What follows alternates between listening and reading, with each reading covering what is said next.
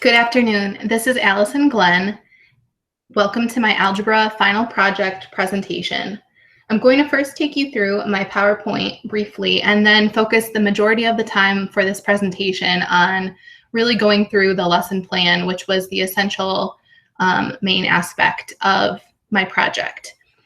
When I first started creating this project, I wanted to focus on creating an exemplar approach based on the misconceptions, the struggles, the issues that have been presented throughout our entire course this semester. What I ended up doing is focusing on one topic in general, systems of equations, substitution method. And I really just wanted to dive in and put together a bunch of concepts that we have discussed in full extent and see how they could be implemented in a lesson plan to really showcase comprehension to students. So I'm just going to go ahead and start. The first slide is just a Wordle.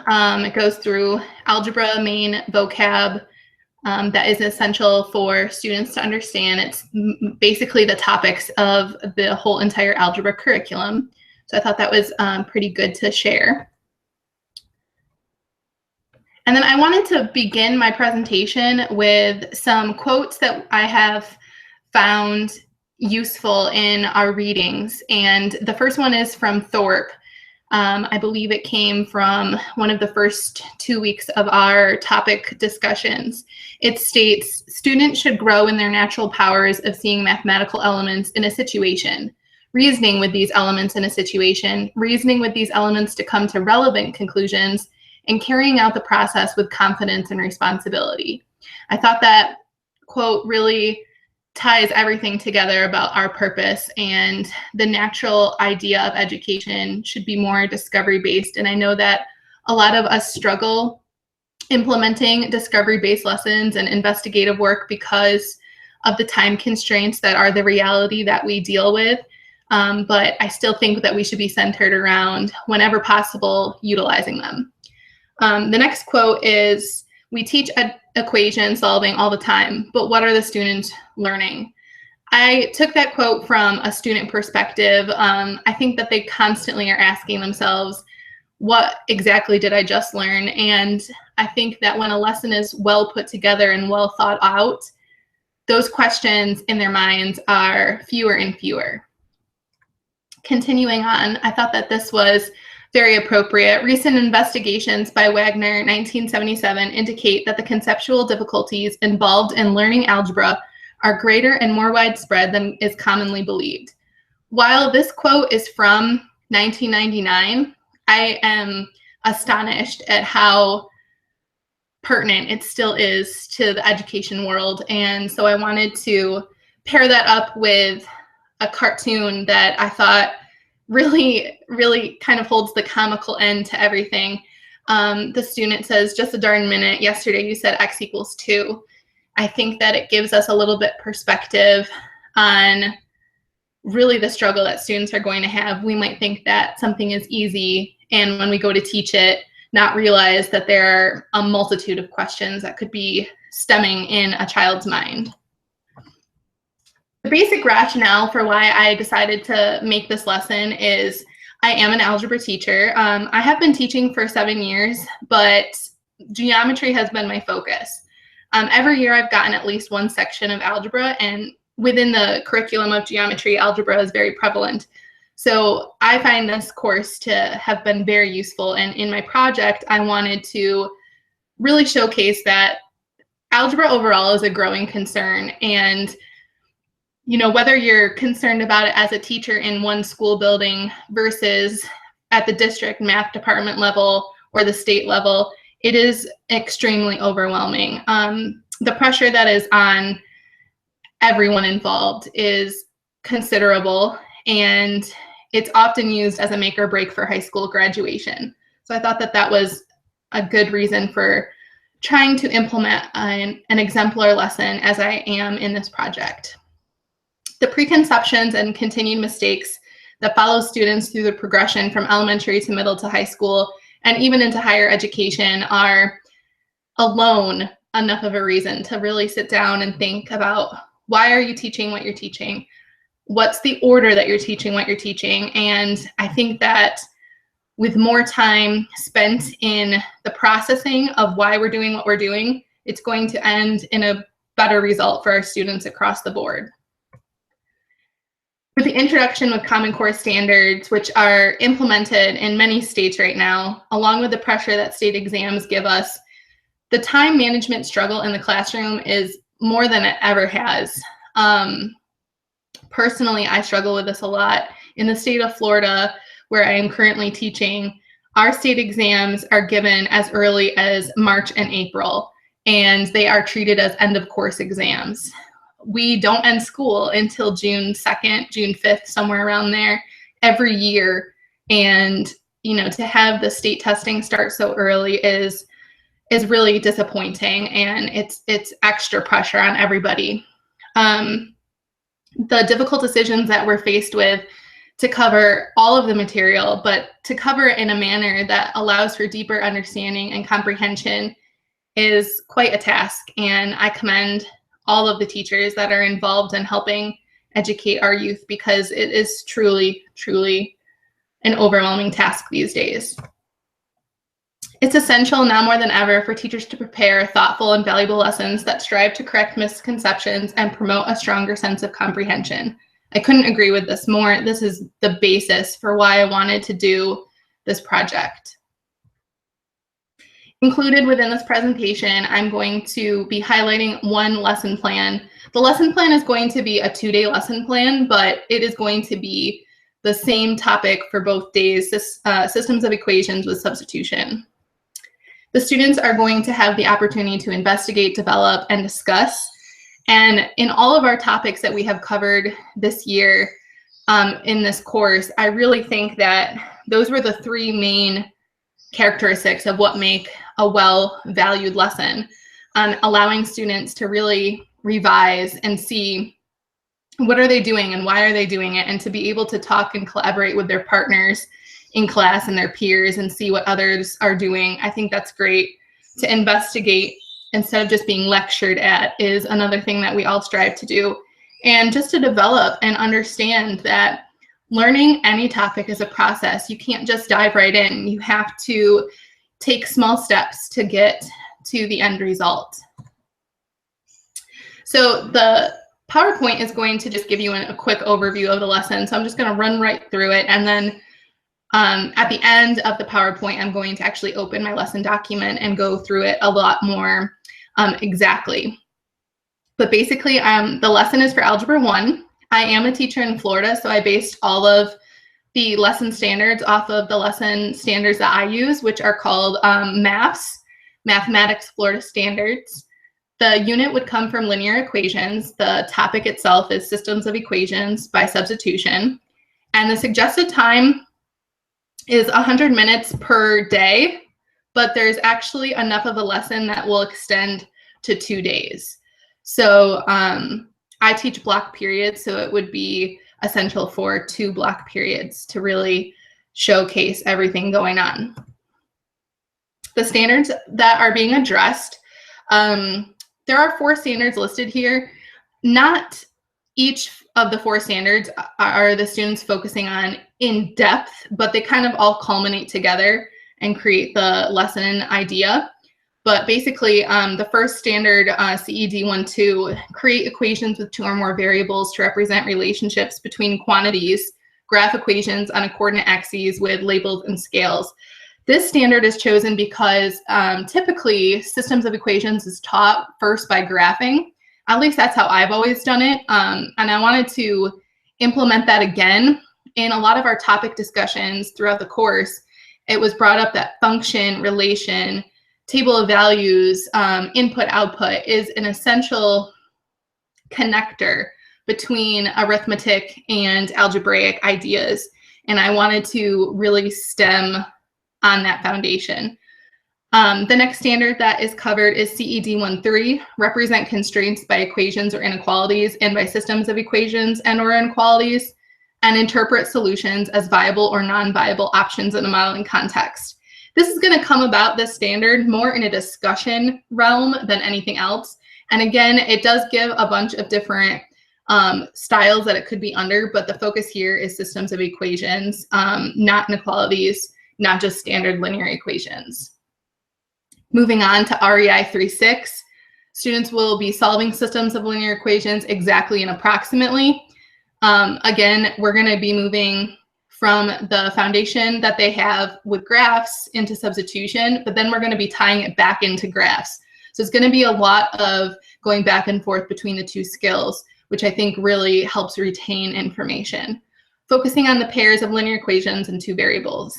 And finally, SID 37, interpret the slope rate of change and in the intercept, which is the constant term of a linear model in the context of the data. All of these standards, while they are listed as math standards, they can be found as a direct correlation to Common Core. Florida does follow Common Core, but they do not call it Common Core. It is called MAFS, and it is just their way of renaming it to make it Floridian. The objectives for my lesson is, first and foremost, students will identify the quantities in a real-world situation that should be presented by distinct variables. Students will write a system of equations given in a real-world situation. Students will interpret the solution of a real-world context as viable or non-viable. Students will solve systems of linear equations, graphing, substitution, and elimination. The only difference is that they're not doing elimination here, but this objective comes straight from the standards. So that's why I included it to say the direct description. And then finally, students will interpret the average rate of change and y-intercept of a linear model that represents the set of data with a real-world context. In a more student-friendly way, I like to always, when my students come into my classroom, I actually have a board that is dedicated to their objective for the day or their target. And I put this in student-friendly language, so I often take the standards and I basically rewrite it so that they can understand what they're doing and why they're doing it. So they're going to first begin by building their knowledge of systems from the previous knowledge of solving by the method of graphing. They're going to then take that, solve equations by method of substitution, and understand how the method of graphing could be used to check their work. I think that's a really strong way to tie the two together. They're going to be writing a system to represent a real-world context problem, and then finally applying it into a real-world context and actually solving it and determining, did they solve with a value that makes sense to the scenario that's going on? So for the first day, they're going to start with a warm-up activity, which is going to take them into a technology application called GeoGebra. I don't know if anyone is familiar with GeoGebra, but it's an excellent resource. They have a lot of pre-made materials that are in like a worksheet style. Some of them are in a book style where students can read definitions prior to working on problems. So I actually used a pre-made lesson for that activity. Sometimes I make them myself, sometimes I find them if they are what I'm looking for. Finally, from that, we're going to follow up with just a brief discussion. I think that everything in math should be followed up with a discussion. And I think that that gets lost a lot of times because of time again, but it shouldn't be. Students really need to take that processing opportunity to settle their thoughts and to figure out, do they have a curiosity, swirling around in their brain that they need some help understanding and putting together and making sense of.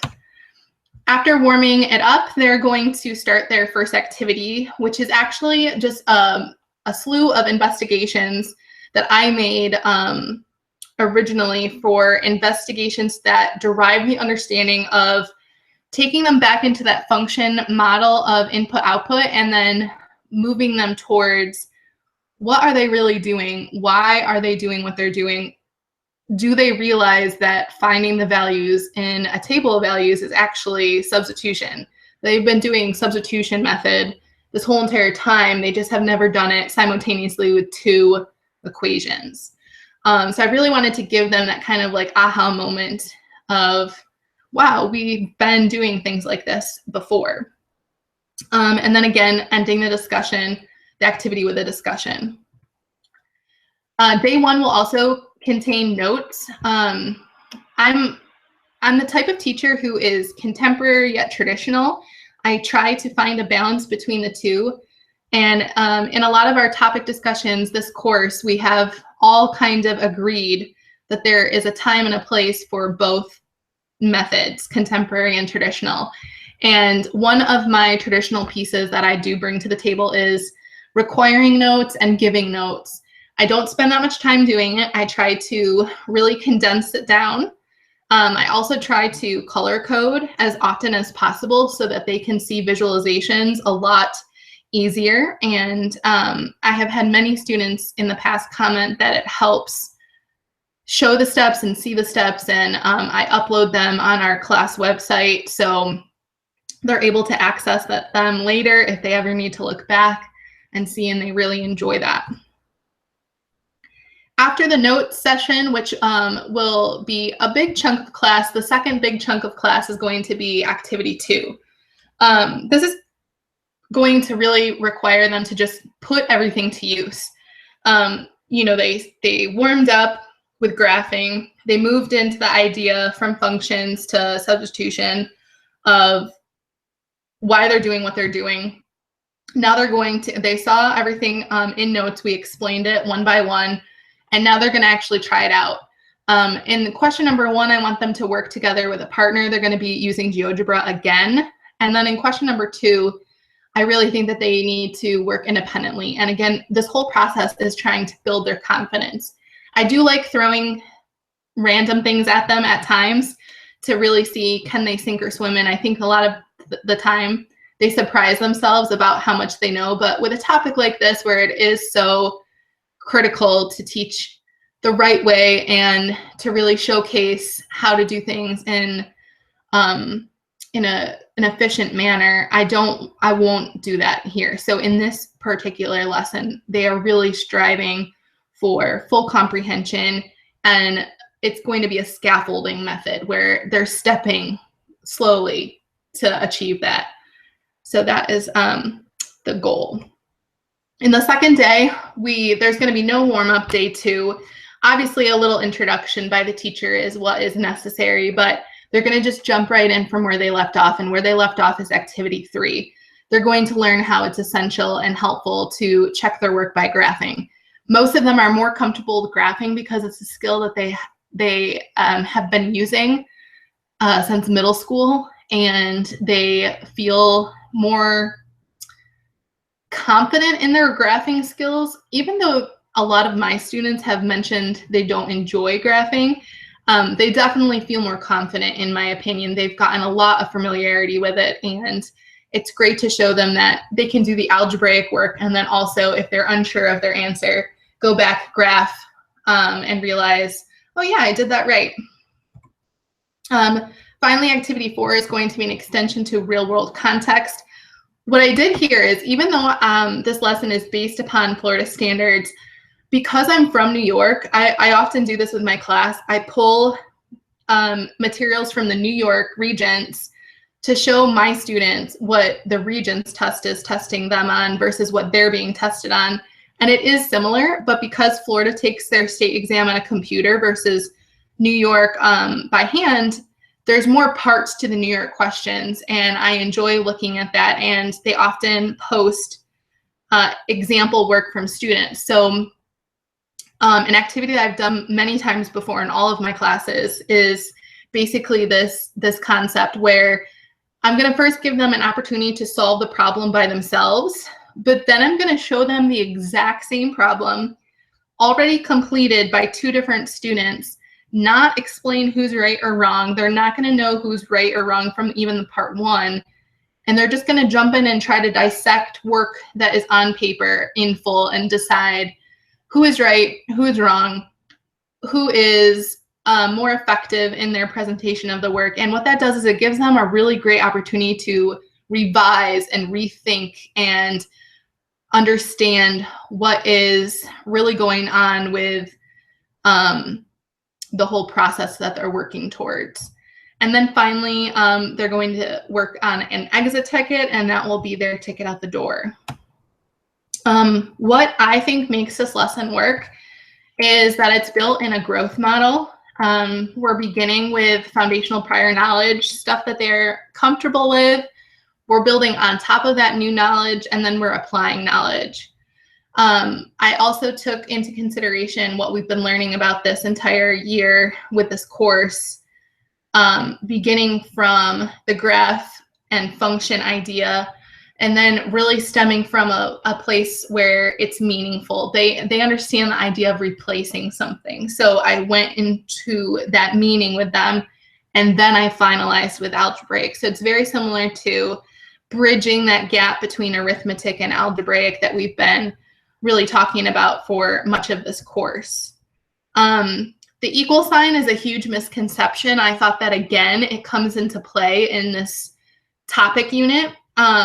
You'll see that in my notes, I specifically have a section in my notes where I give 2 different descriptions of the same thing, translating that equal sign in a different phrasing so that they can see, okay, if I don't understand it this way, maybe I'm going to understand it that way. And that is one way to help with misconceptions. I basically word it as same thing as, and I really emphasize it in class. Exposure to correct and incorrect work. I think that the revision process is huge. I think that it really strengthens a student's understanding of what to do, when to do it, and how to do it. And they're going to get that opportunity in activity number 4. So it's going to be really helpful for them. And then this whole lesson was enhanced by technology. I don't ever pick technology just to use technology. So in this particular project, I chose GeoGebra. I often choose GeoGebra. The students are aware how to use it. We use it as often as possible in class. I have a laptop cart that I'm able to sign off on whenever I plan a day like that. So in my head, that was the main goal, that they would have the laptop cart during this lesson. They would be able to access GeoGebra. They would be able to discuss and explore their thoughts with their partners and group members, and then also whole group. It's good to listen what other people have to say. And then a lot of investigation, not just, let me tell you about this, let me tell you about that. And this is all to promote increased student engagement and meaningful value to the lesson. I wanted to end the PowerPoint with, again, some more quotes to support why I wanted to do what I wanted to do. From Riviere and Becker in 2009. Teachers also need to support group activities, communication, and explanation of student work to facilitate students learning new strategies from one another. I think it's absolutely essential. The brainstorming power that you can achieve bouncing ideas from peer to peer is really, really valuable. I know that when I am trying to collaborate on something and really strive to improve something that I have going on in my life, whether it be in school or outside, I often need to have that discussion time with somebody just to bounce ideas off and just to formulate, am I thinking about this in a rational way? Am I thinking about this in an appropriate way? And that same thing needs to come into a math class, especially an algebra class, and it doesn't as much as it should.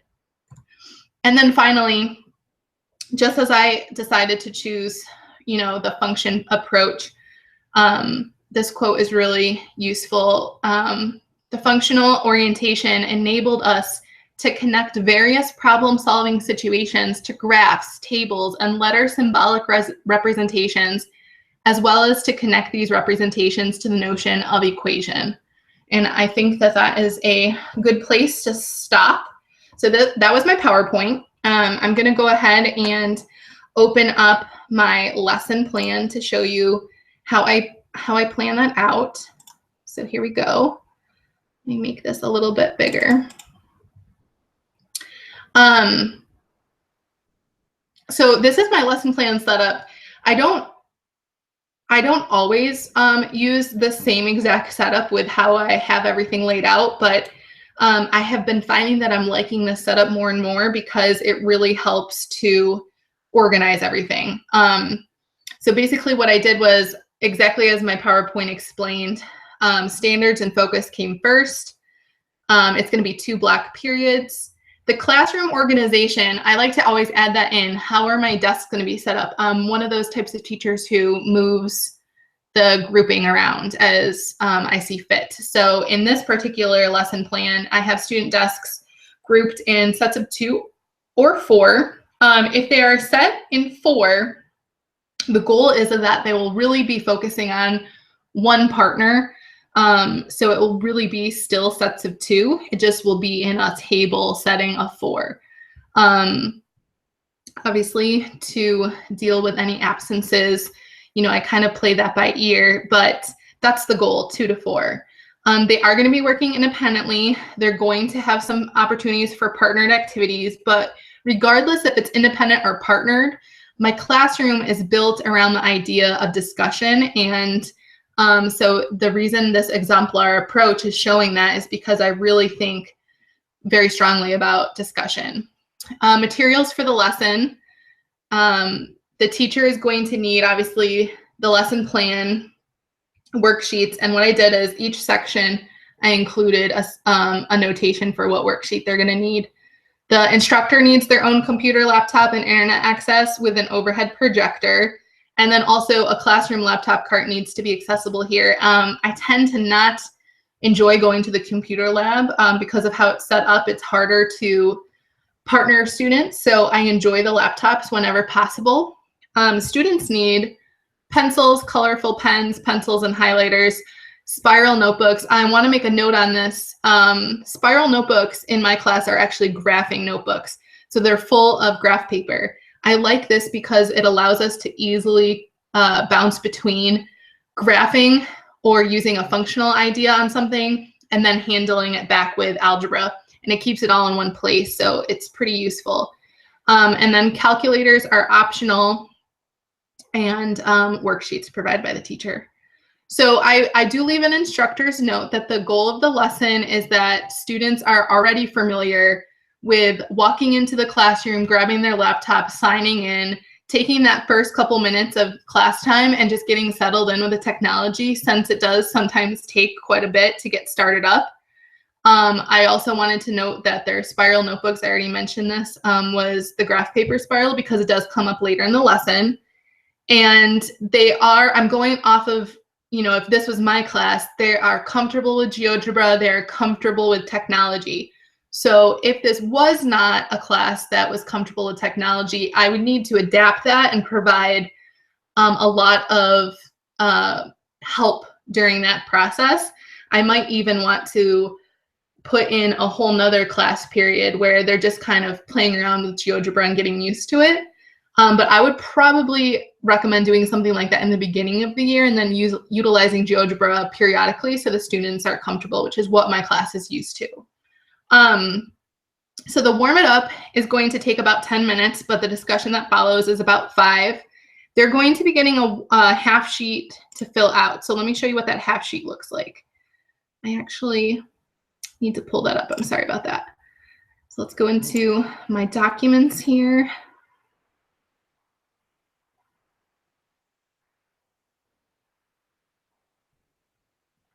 And here we go. Okay, so the half sheet that they're going to be filling out. So they're basically going to a GeoGebra applet. They're going to follow the directions, complete the activity, and record their information on here. And just what a teacher would have to do to begin this before handing them out is obviously cut the worksheets in half. I just wanted the half sheet to be used, paper saving whenever possible. So I'm going to go ahead and show you what the applet looks like. So on GeoGebra, with this applet, it's a pre-made applet. I can't take credit for it. It's a beautiful, beautiful version of how to use systems of equations with graphing. So basically what they're going to do is, it looks as if on the screen everything is already done. However, it's not. What they're supposed to do is the pink line correlates with the pink equation, and they simply have to click on the dots and move this accordingly. So for instance, they're going to notice that it's got an intercept of -1, so they're going to want to put 1 dot on -1. And then their slope is a rise of 2, run of 3. And as soon as I do that correctly, it shows that it is correct. Then I'm going to go ahead and do the next one. Intercept is -9. And then this one has a rise down of 2, run of 3. And now I'm correct as well. My solution then is right here, and that is going to be the point -6, -5. I'm going to enter it in. This is exactly what the students would do, and the worksheet correlates basically with all of this so that I can get a really good read on it. Instead of having them submit it electronically, I can actually review these while I'm monitoring other work that they're working on. And what's cool about this one is that if there is time left over and I see that everyone has done this really fast, there are more problems available. So you just click new problem and it gives you a random selection. So it really helps formulate this. And this is what the lesson before the lesson that is shown here about substitution. This is basically what they were practicing prior. So great use of prior knowledge, in my opinion. Moving forward back to the lesson. Once they're done with that, I would just like to implement some sort of discussion. I think, again, just some way to wrap it up, ask them, were there any parts that they struggled with? And then I also like to ask this question, was the struggle technological or was the struggle with the math of it? Because that often needs to be discussed as well. The technology might be causing more frustration than the actual math idea. So it's important to really take any feedback that you can get on something like that in case it happens again. The next activity that they're going to be going into now, with this activity, notice that it says worksheet necessary student packet. Let me show you what that student packet looks like. So with this student packet, they are going to start with just going through a linear table of functions and a table of values, with this linear function. They're going to have 2 separate linear functions. They're going to need to fill out the table of values. The whole purpose is to identify how to look at this table of values and see that there is going to become a piece of this puzzle of substitution that they're actually very comfortable doing. How do they get their y value? They're getting that by taking the -3 and replacing the x in their function with -3 in order to get an output. So the questions that follow basically ask them to describe their process. Is there an alternate word or phrase? What I'm looking for there is either the word replacement or substitution. Compare, contrast. There should be a value that they are able to contain that is shared between the tables.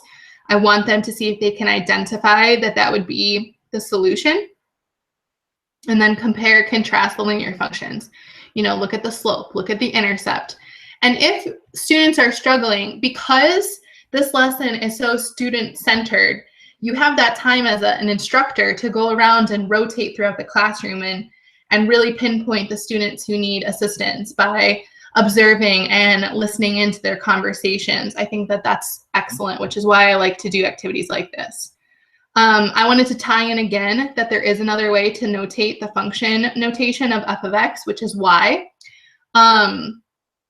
I want them to always connect that their function in these cases are linear functions. Linear functions, they are used to writing slope-intercept. Whenever they're stuck, going back to that idea of slope-intercept can be helpful to them. And then the next question that I have is a question that is kind of putting them into a real life situation that they might run into and how to look at the idea of replacement, and then also look at how replacement is truly substitution. So it takes them through a money scenario. And then I have them revisit question 5. What I wanted to do here, because it asks for what they wrote and to decide whether they could write 1 equation instead of 2. Since in number 5, they're showing that f of x means y, and both equations will be written as y equals y equals. What I want them to really connect is if both equations are equal to y, then that means that both equations are essentially equal to themselves, and or to each other rather. And I really think that that is something that is an eye-opener for students. So I wanted to take that opportunity. Going back to the lesson, after they finished those activities, we would have another brief discussion. And again, the discussion does not have to be lengthy. And at times I do, I don't let it go on. If there are parts of the conversation of the discussion that are unnecessary or not appropriate to our task at hand, I really nip that in the butt. So that's something that you want to pay attention to. Going further, I have the notes. The notes does take quite a bit of time, but because it's a block class, it's nice because it gives them an opportunity to break things up. So we had an independent activity, then we followed it up with an activity that really took them through a set of investigations. Now they're going into more of a traditional lecture style. This isn't exactly lecture though. I don't just speak at them. I really include them in the conversation. So this is what the completed version of the notes would look like. And you can see that's on graph paper. You can also see that what I do is, let me actually zoom out here. I give on the left-hand side, I give the method. I like to point out their goal along with like a written version of the step that we're completing. There's all sorts of levels of learners in class, and I think that I always try to, achieve some aspect of the lesson that really attracts to those types of learners. And I have a lot of learners that need a step-by-step approach. So I gave them the steps on the left. We went through one example in full. I tried to color code as much as possible. The yellow highlight here is showing the substitution that is going to be happening. And then finally the answer. And again, how that answer resubstitutes in. I do have a conversation with them as to why you can answer the question separately as an X and a Y or put them together as a coordinate point. Again, tying into the idea about graphing. And then we finish it off with another example. And again, I don't fill out these notes and then just project the notes already completed. What you should be doing is, if you are using a note section like this, you should first allow them to think about what they could do with it and then guide them through the process. You'll notice that all I did was 2 examples. I don't like my notes to be lengthy. I really want them to see 1 to 3 examples, and then I want them to try. And it's about applying what they have seen and understood and really trying it out. And they're not going to adhere to the value of it unless they have the opportunity to try themselves and realize the struggle. And that struggle is really essential to learning. So you'll notice that at the bottom, I wanted to point out, and one of the misconceptions, again, that I really want to focus in on is that equal is not just a symbol. It means that something is the same thing as something else. And I wanted to really, really, really focus in on that. I also would tie in that the second example is very similar to one of the problems that they did in their first investigation, and how, since they're both, again, equal to y, they can be set equal to each other to solve for one of the variables. So again, you're seeing a lot of connector pieces. Nothing is really in this lesson without purpose. So that was the notes. Going back, that's actually how we would end the notes, again, with, I put some question prompts here just in case they were needed, but I like the natural essence of a discussion to come about. That would be very close to the end of the first day. The last part of the first day comes in the practice session. And the practice session is going to be activity number 2. So if we go back to, let's see, where am I here? If we go back to the packet that the students will get, this activity shows work with a partner.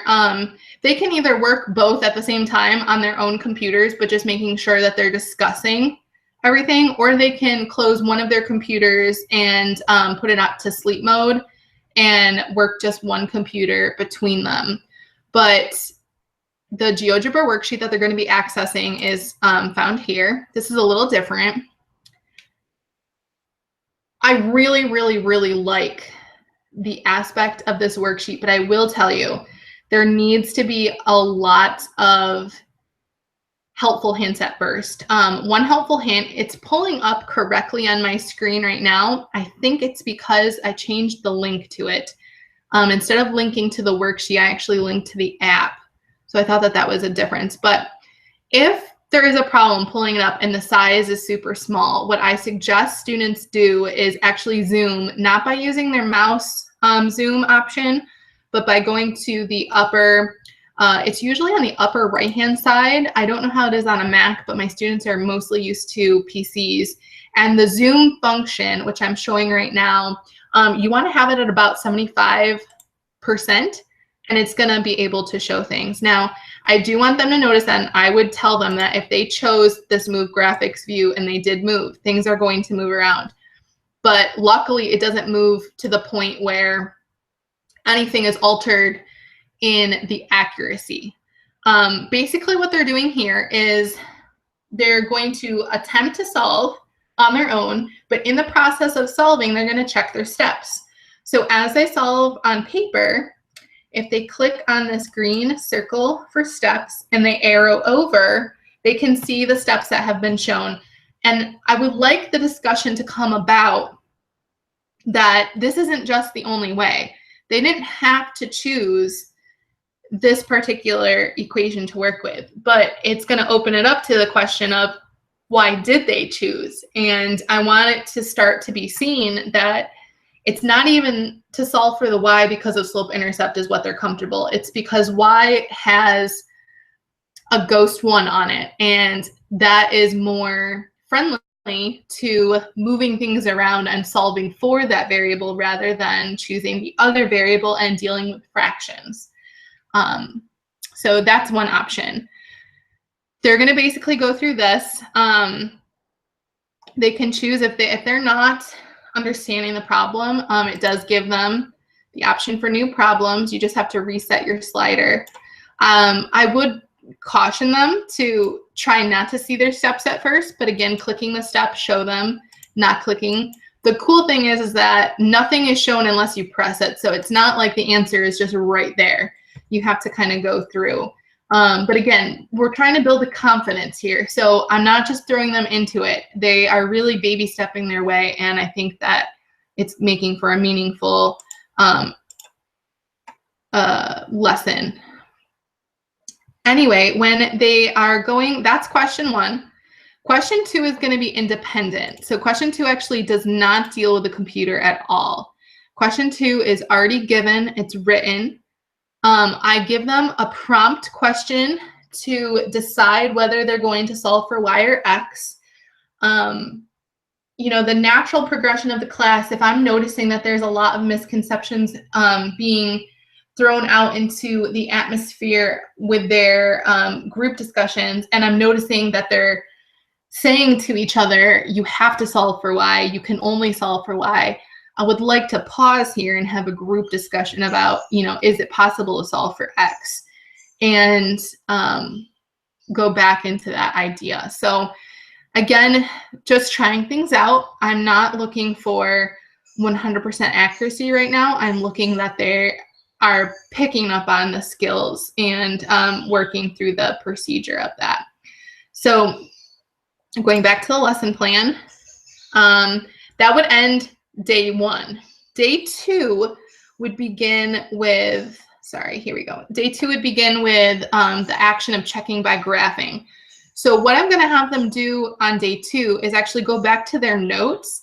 And in their notes, example number 1, let me pull it up again, was a really nice version for graphing. Let me zoom in a little bit here. The y minus x equals -7, the 2x plus y equals 8. That's going to be a really nice version to see that graphing is possible. So they're going to first go back and rewrite that. You'll see on their packet, activity number 3, check by graphing, revisit the first example. So I do rewrite it here just in case. There are some students who don't remember to bring their notes, so I'm always trying to adapt for those possibilities. And then I walk them through. So task 1, rewrite the system in slope intercept, show your work. Then I'm going to have them choose color coding again. kind of like the GeoGebra app. So I'm kind of like tying it back into that so they can say, oh, I remember doing this. I really want that connector to come in. They're going to be just declaring a color for an equation and then graphing.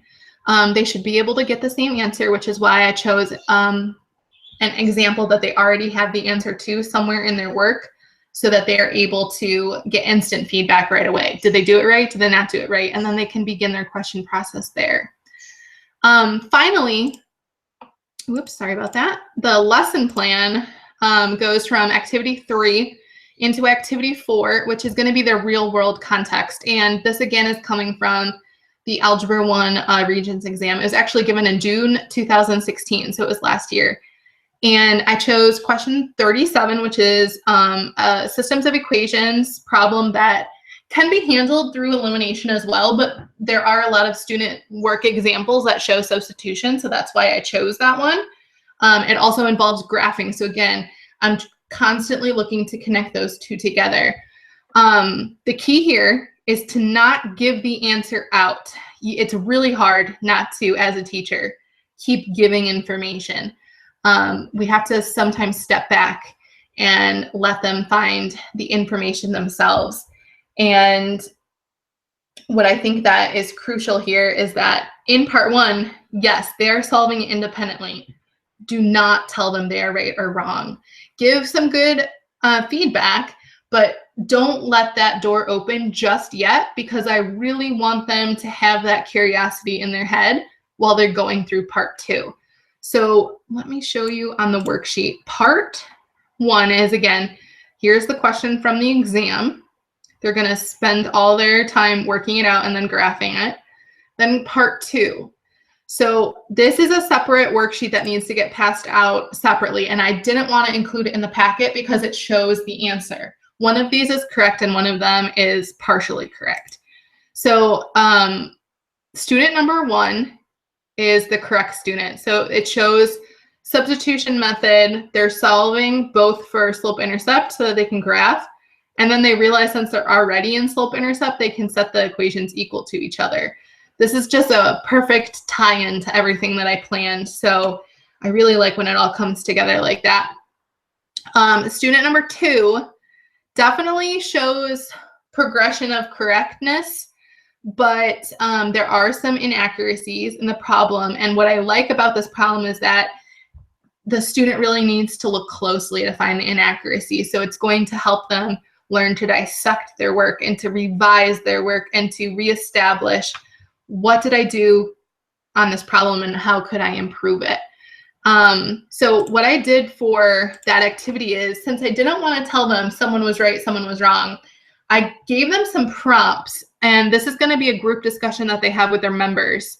So did the student graph the problem correctly? You know, I want them to take some notes on each student, yes or no, and kind of like explain. Did the student solve the system using correct algebraic methods?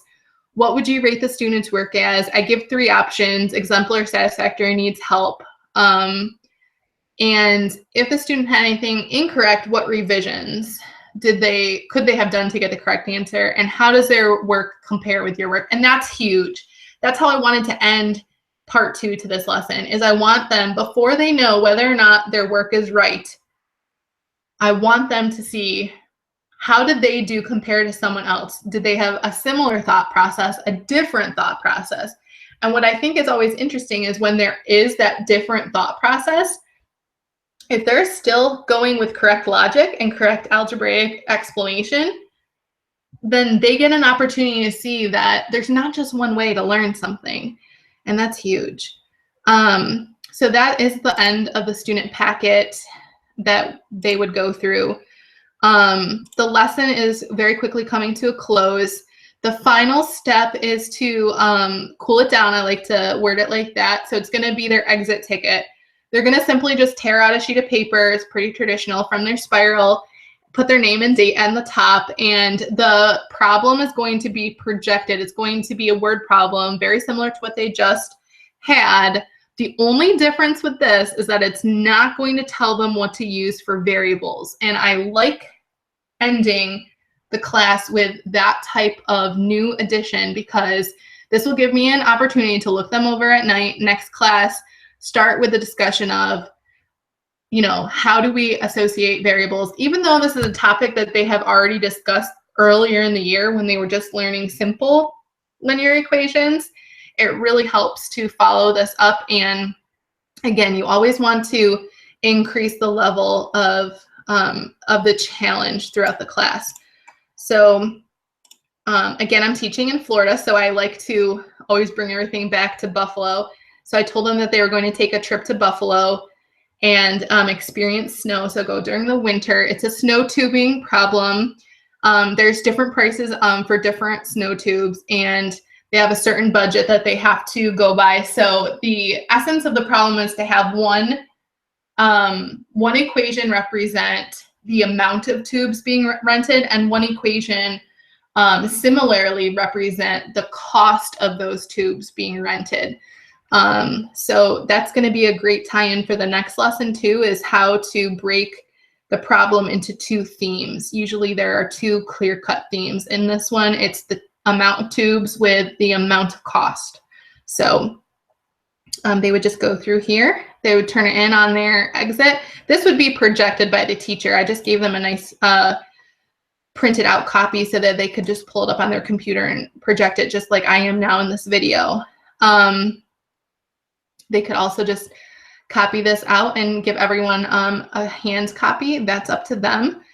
But that is basically the lesson. And some of these skills I have used myself. I've never done the lesson quite exactly as this style.